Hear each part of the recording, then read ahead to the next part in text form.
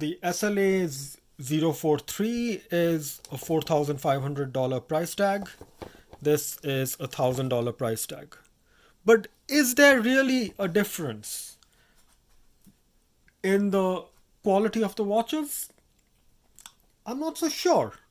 So obviously the most important difference would be the movement that's inside these watches. This is an 8L35 hand assembled movement. That really is exactly the same thing Grand Seiko watches use. Whereas this has the very conventional 6R35 movement that's really assembled by robots, much cheaper to assemble. The key thing that I would like to point out, however, is both of these do not keep good time. I lose time on both of them, and it's just very infuriating to realize that they are not regulated out of the factory. I don't understand why Seiko can't regulate them to give us, at least some level of accuracy, especially when you spend $4,500 on a watch like this. The next thing is obviously the case. There's plenty of people on the internet who will talk about how the ever brilliant steel on this is really like white gold, and the dia shield steel on this is not white gold. Honestly, to somebody who says that, I don't think you really know much about watches, because my Samsung Galaxy watch has the exact same shine that the ever brilliant steel does. So yeah, sure, it has a very high quality of finishing, but is it really white gold? Absolutely not. Come on, get real.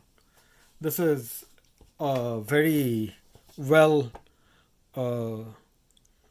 brushed steel that, yes, it looks a bit more white than the more silvery grayish steel that's used on the SPB047, but I don't think it's that exceptional. The dial on the SPB047 is just exquisite, with its sunburst and the dark brown that sometimes becomes black or shines golden in certain angles. It's just wonderful.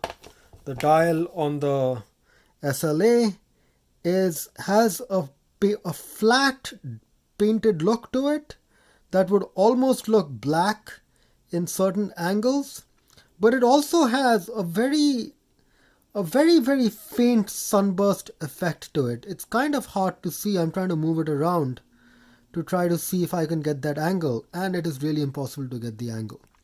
But you do realize it has a very high level of fit and finish. That, the paint on this dial, it's just something else. Now remember, both of these have painted signs, whereas they do not have applied Seiko the logos. It's just to go with the whole retro thing of it, even though the Seiko Divers have traditionally had applied logos. The one thing that I heard some people on YouTube talk about is how the polishing on the inside is like a Zaratsu polishing. Oh, come on, you really don't know what you're talking about. That is Zaratsu's polishing. It looks so much better on the Grand Seiko than the polishing on the SLA043. The SPB047 does not have polishing on the inside chapter ring. Instead, it has circular brushing, and I actually think it looks really, really good, that brushing that it has. Whereas the super polished chapter ring on the SLA043, yeah, it does look, it has a mirrored look, but that mirrored look is nothing compared to the kind of mirrored that you will get on a Grand Seiko. So everybody on the internet who's been talking about this having Zaratsu polishing, you really need to understand what Zaratsu polishing is about. They does have, in terms of the case design, the SLA043 is a very accurate reproduction of the 62 Mas. It has the exact same straight edges and it has absolutely no polished surfaces because the original 62 Mas was brushed everywhere and had a very simple design. The SPB047, on the other hand, has a much more nuanced design. You will see, whereas the lugs are flat on the SLA, the lugs actually have a doubly curved form to them. And then you have that chamfer where the two surfaces meet, which is polished. Out here, it's just a sharp edge. Let's actually put them next to each other so you can see. And that should give you a very clear idea of how the differences work. I would say the SPB047 is a far more interesting design because obviously it's a modern design, whereas the SLA is a very honest and truthful reproduction because it is really a reissue. The crystal, again, that's a great way to understand the difference between these two watches. The SLA has a fairly significant dome to its crystal, whereas the SPB also has a dome, but it's a much shallower dome. So I think this obviously looks a bit more retro compared to the SPB. The crown on both of these are very similar. This is the large crown that the 62 Mas would have had. Because the 62 Mas, when it first came out, used to have a small crown, but then they switched it out a year later with the large crown. So this comes with a large crown, and just like the 62 Mas, it's a signed crown. The SPB047 is not a signed crown, but it does give it a definition because they do pull the... It's not just a simple crown. There is, by putting that knurling and that sort of brushing on it, it definitely does look very significant. This is not... I know everybody has been talking about how they're missing signed crowns, but this is such a nice crown. I don't think you really need to get that signed crown that the SLA has. In fact, if you look at these two crowns side by side, I would say the SPB 147 crown is just as good as, the signed crown on the SLA. If you ask me, I would happily take this crown and put it on my SLA without, missing anything.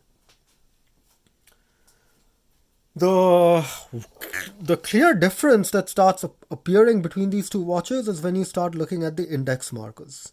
So, the index markers on the 62 Mas were flat rectangles. Now you do realize that the lume tapers because the lume is trapezoidal on the SLA, just like it was in the 62 Mas, whereas on the SPB047, the lume and the index markers are both trapezoidal. So here it does have a very flat look. Here it has a much more three-dimensional look, and that is reinforced by basically the curvature that the lume has, whereas the lume on the SPB SLA has a very flat look to it. In terms of the bezel, the SLA uses a ceramic bezel like all modern dive watches.